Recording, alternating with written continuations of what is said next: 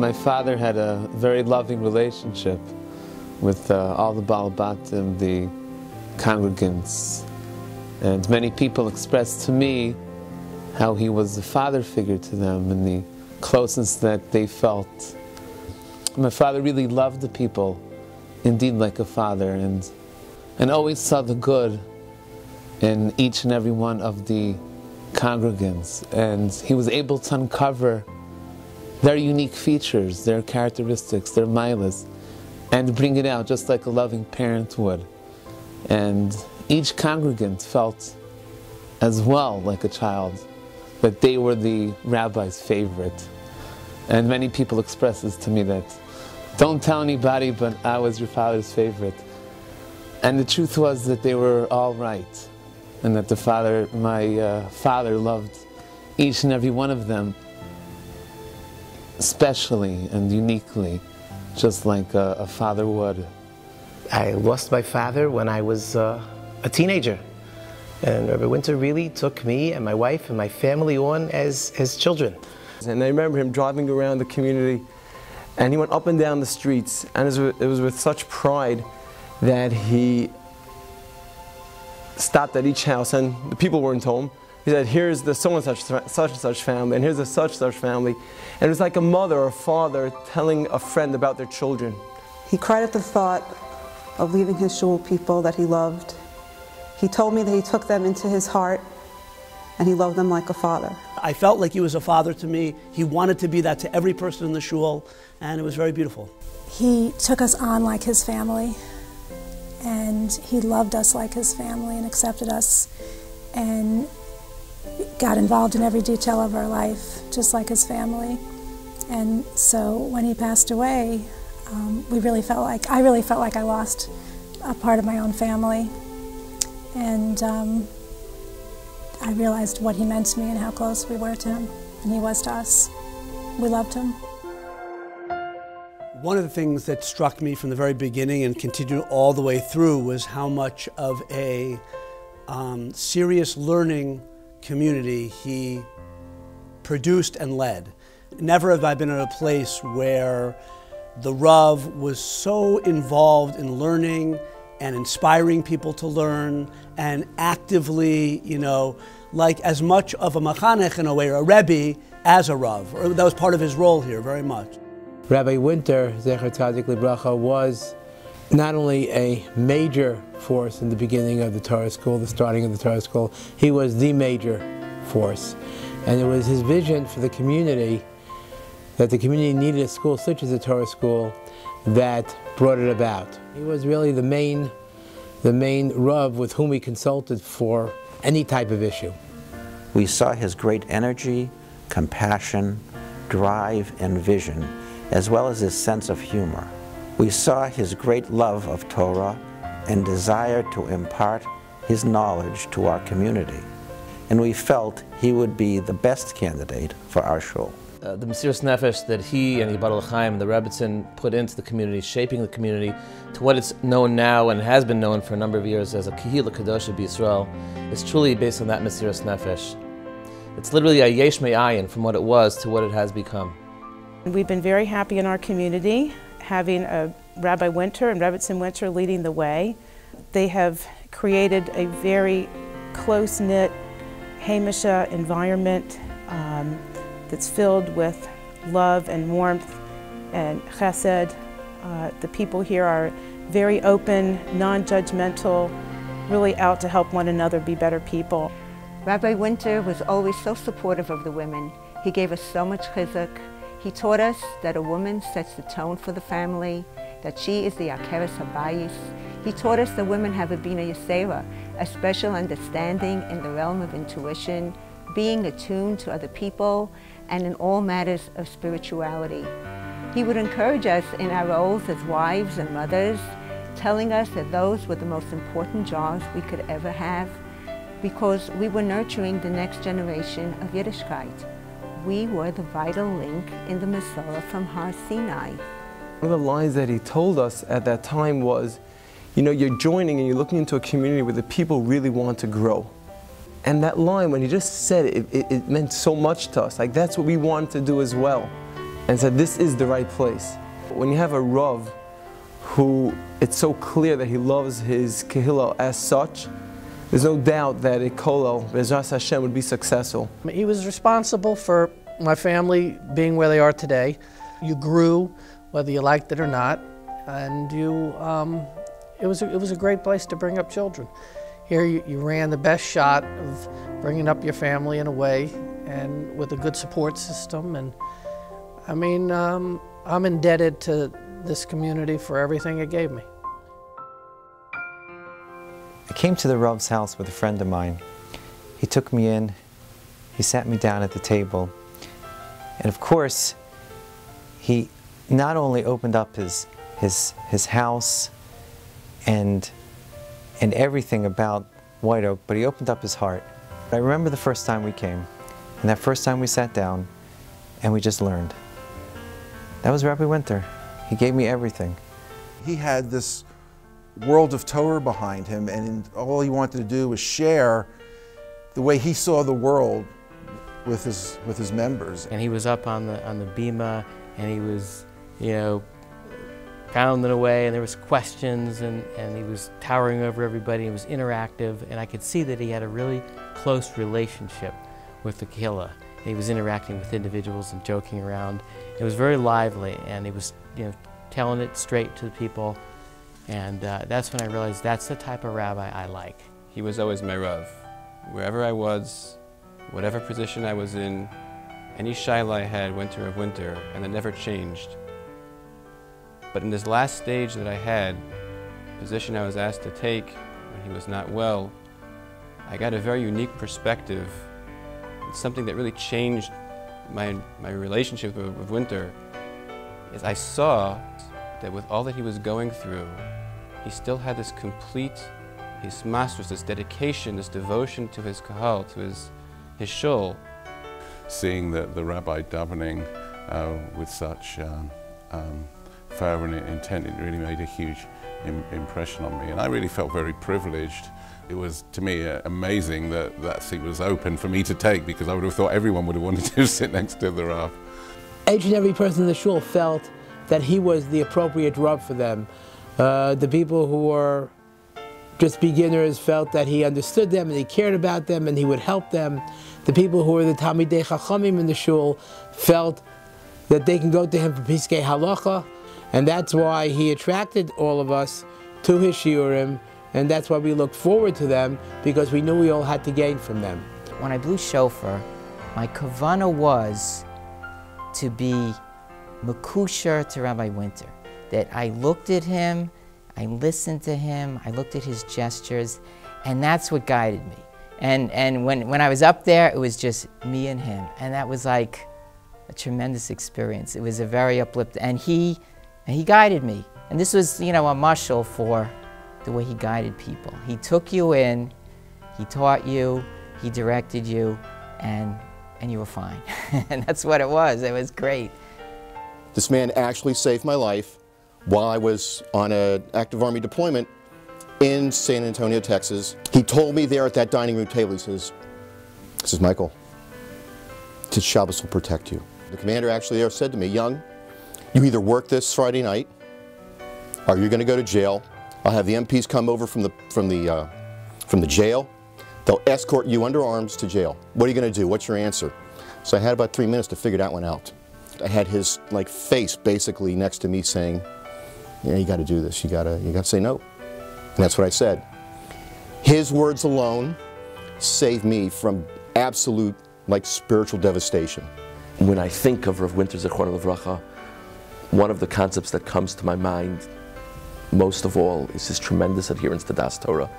He would regularly quote his Rebbe, Rav Heinrich Leibowitz Zichrono Livracha. He worked together with Rav Einemer here in the Washington community for decades. If Rav Einemer said something, that was enough for Rebbe Winter. Rebbe Winter had tremendous regard for the Masorah of Washington, from Rabbanim who he never met, but if that's what they found important, Rebbe Winter was interested, and Rebbe Winter was devoted and dedicated to carrying out that Das Torah. As someone who had the schus to work together with him in the Tzibur for a few years, I know my own Rabbanos and my own work for the Tzibur will always be affected by beautiful memories of working together with him. growing up in my house, I learned from my father, you know, what it means to have a Rav. Everybody needs to have a Rav. It doesn't matter how smart you are. It doesn't matter how, you know, what degrees you have. Everyone needs to have a Rav. And I think as I grew up, one of the things in finding a partner was that my partner should have that same feeling. You have to have a Rav. And I think maybe growing up in the same community, you know, makes the fusion a little bit easier.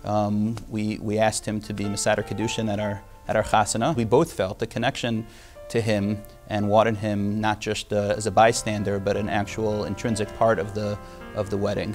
He was an incredibly eloquent orator and speaker, one of the best I've ever heard. His clarity of how much he tried to teach us to see Hashem in everyday life and in the workings of the world, which he was very on top of and stuff like that. His insights, his knowledge of Torah and the way that he gave it over was very practical, and again helped us, you know, grow as people and to see the world in a beautiful way and to see how we can make it a better place to live.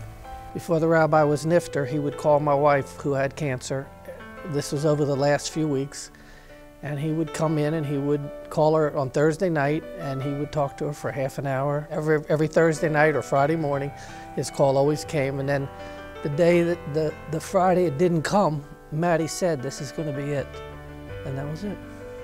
On one occasion, he said to me, "Devorah, I'm not out there anymore, because I don't know what's going on. I don't know if people need me." He said, "You're my eyes, you're my ears. If you know of anybody that has any need, if anybody needs me to make a phone call," he says, "please tell me." He says, "I want to be there to help." I was so concerned that people should be taken care of. He said to me many times, he said, "Are the people being taken care of? Are the shilas being answered?" And when I said yes, you could almost hear his satisfaction in his voice. He was so almost content that he was still doing his part to take care of his shul. And it's that dedication that will always stay with me. He really was a master mechanech, and he understood chinuch, and it was demonstrated by the fact that he was able to reach all individuals on all levels. He was able to teach young children, he was able to teach older people. The same person who is able to get up from the pulpit and be the most dynamic and impressive speaker that we've all had come to love in shul is the same one who was able to talk to kids from the youngest age. Well, I would always go there Shabbos afternoon, and I didn't realize it back then, but in retrospect, it's an uncanny ability to talk to kids and make them comfortable and enjoy learning the Torah at such a young age. And the same holds true to adults. He was able to bring that alive for adults as well. I had the pleasure of attending Rabbi Winter's Duties of the Heart class. It was on Shabbos morning. It was one of my favorite classes. I often enjoyed looking around the room to see everybody's facial expressions as Rabbi Winter taught the class. And it was almost all the same. Everybody was enthralled with how he taught. We went through 9 of the 10 gates. Looking back at where Rabbi Winter left us off, it was at the 9th gate. The last gate, Love of Hashem, he didn't bring us through, but I don't think he had to, because the way he drove us, it was just natural. I liked the rabbi's mincha shir very much because he always brought out very interesting things, and he really got into not only the subject he was on, but he would get off to some other subject sometime, which was even more interesting. He just had a really good relationship with the whole group. I would always go to his shirim in general, Wednesday nights, and especially the ones that had to do with halachos in the kitchen. He just made it enjoyable and understandable, and he didn't talk over your head. He spoke so everybody could understand what he was saying, and he didn't make you feel stupid for not knowing anything.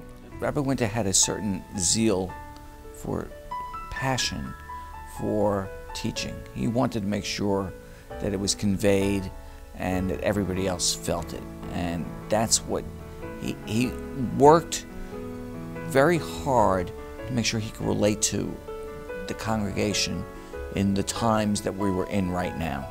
Most unusual was the fact that he was able to have a mixed group of people who were very learned and people who are just beginners, and at the same time teach and involve all of them and interest all of them with the same material that he was teaching, because he really understood people, he loved Torah. Rabbi Winter was the Besorah.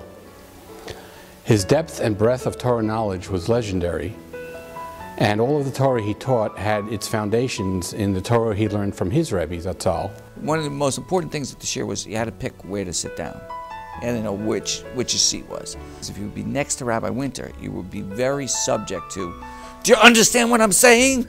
So there was a lot of motion there and a lot of emotion. It is to Rabbi Winter's chus that he was able to rekindle my love of learning and to show me that there is more to get, and to concretize for me the connection between what I learn and how I live my everyday life. Rabbi Winter had a keen insight into people and what motivated them. He simply was able to know what made people tick. And that's what made him the tremendous Baal Eitzah that he was. People flocked to him. Way outside his family and his community, people flocked to him for his Eitzah. And it was because of his sharp insight into what people really were all about. In addition to the Torah that I learned from Rabbi Winter, I learned more by observing his avoda, b'klal u'b'prat, and particularly its consistency, his impeccable Toradic amidos, his unwavering, uncompromising adherence to halacha, and his gentle, empathic, non-condescending interaction with people. Rabbi Winter was my Rebbe because he showed me how a Torah Jew should behave in all aspects of his life. Chaval al diavdin v'lo b'shtar. I can't say it. Rabbi Winter had tremendous simchas chayim. There was so much appreciation for life, you know. I mean, he just taught me to enjoy life and to see the miracles. And I would walk to shul and I would hear the birds singing. He said, they have the message. They're singing Shira to Hashem. Rabbi Winter had the incredible ability to be able to build people in such a dignified way. I can't think of anybody that has the larger-than-life persona, the warmth, the soft touch, yet the firm positions and ashkafas that Rabbi Winter had, that he shared with all of us for all of those many, many years. He was Tocho Kabaro. Whatever he projected on the outside, you saw the same man in the private setting as well. The Rav was always there for me. He always found time for me. And sometimes I felt perhaps that maybe that was a special relationship. But I must say, I've talked to other people and I've come to realize that he did the same for everyone. He always found time for everyone. He made you feel a uniqueness and a specialness. Like you were the only person that mattered. You were the only person that he had time for. It was just that varmkeit that he was able to display, that uniqueness, that sense of you're special, you're someone that matters, and you're someone that can achieve greatness. He was always very straightforward, honest. He told me when things should be handled differently, and I was very appreciative of that honesty. When I was so young and awkward, he really was able to engage me just by being funny and personable, and he was just involved. Before he went into his final state of non-communication, he said to my mother, please, help me figure out what I can do with the time I have left. I don't want to waste even one precious minute. When he would ask me how I'm doing, he would ask, he would listen, and he would be generally like holding, sometimes he'd hold our hands, and it was a very warm connection, and he would really be interested in what we had to say and how to help. The reason why Rabbi Winter came across tough is because when something was done wrong, it hurt him, it bothered him.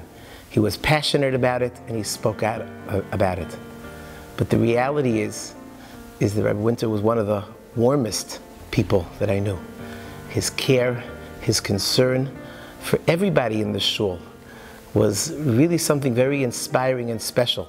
A Talmud Chacham and a Rav, but someone very in the world and very approachable, and really I'll say also a big mensch. And so all of those things really, he is was and is a model of, what a person, a serious Torah individual can be, and a beautiful personality as well. Rabbi Winter said, if you are yasher, everything will work out. And that's one of the main nakudas, the main points that I got from him, our family got from him, and I think about all the time, especially when I'm veering off a little bit. Rabbi Winter is watching. One of his favorite expressions, I think he learned from his Rebbe, was the longest distance in the world is between a person's mind and his heart. So he took us on this journey, and it was wonderful. Favorite expression was normal, nicht normal.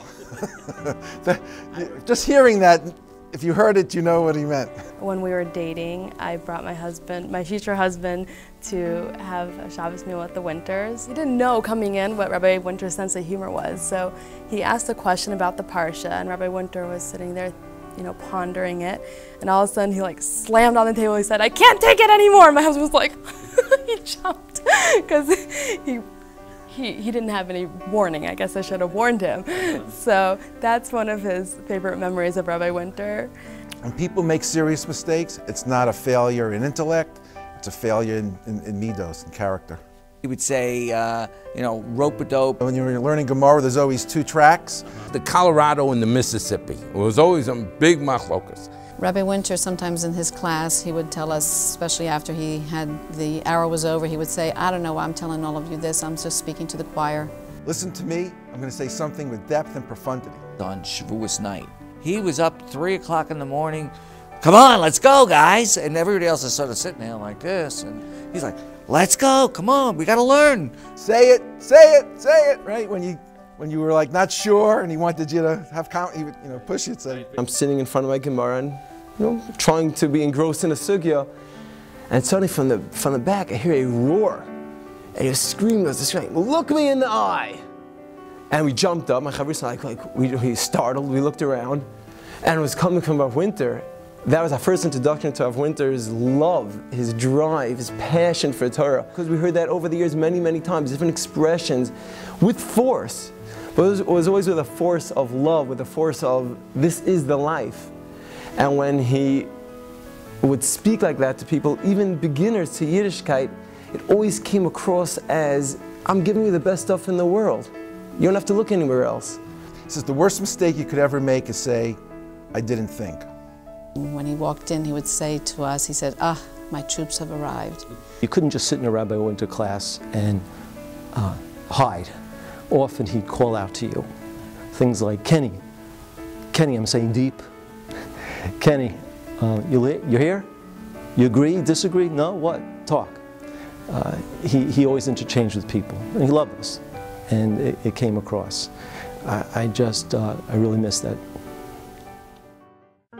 Rabbi Winter and Rivka were so normal in the way of teaching and being such an example for all of us. It was so easy to come to them and to see the way they raised their children and their lifestyle, and it made it easy for us to connect and to learn from and to be a part of.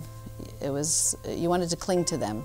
Rivka she was there all the time for anybody who had any questions, anybody who needed anything, but I specifically enjoyed seeing their relationship, and it's like she was his everything, even, driving everywhere for him and doing for him, and that to me was a role model in itself. Whether or not I asked Rivka any questions specifically, just observing their interactions was amazing to me. I boarded at Rabbi and Rebbe Winter's home. It gave me a really good model for what a home should be. Whenever I would get a good grade on a test, I'd bring it to him, and when he saw the grade, he smiled. His smile made his face glow, and he would give back the test and say that he's very, very proud that I'm his grandson, and he'd always make me feel like happy, and I would always be happy when I'm next to him. And I miss him very much. Rav Winter Zatzal was our posek, mentor, and teacher. He was our friend and advisor. He exceeded our expectations more than we could have ever fathomed. Rav Winter truly changed our lives. My Zaidi always showed me how bitachon is such an important thing, and believing in Hashem and believing how everything is always from Hashem.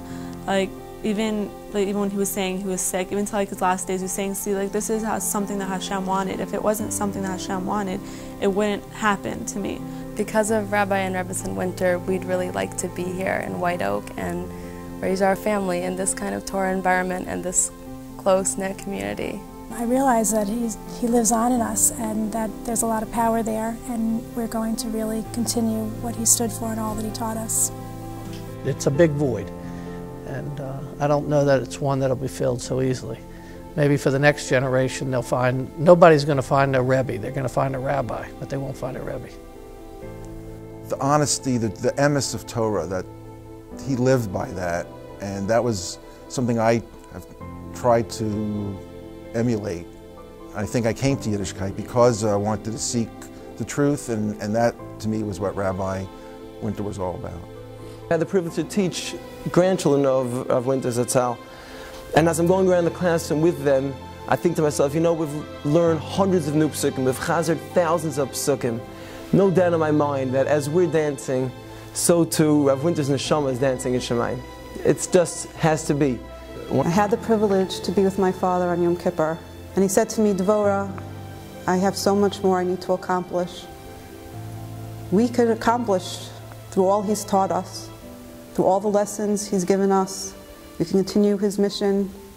Each one of us in our own special way, we took different things away from my father, and through him, through everything he taught us, we could accomplish and help his neshama grow and grow.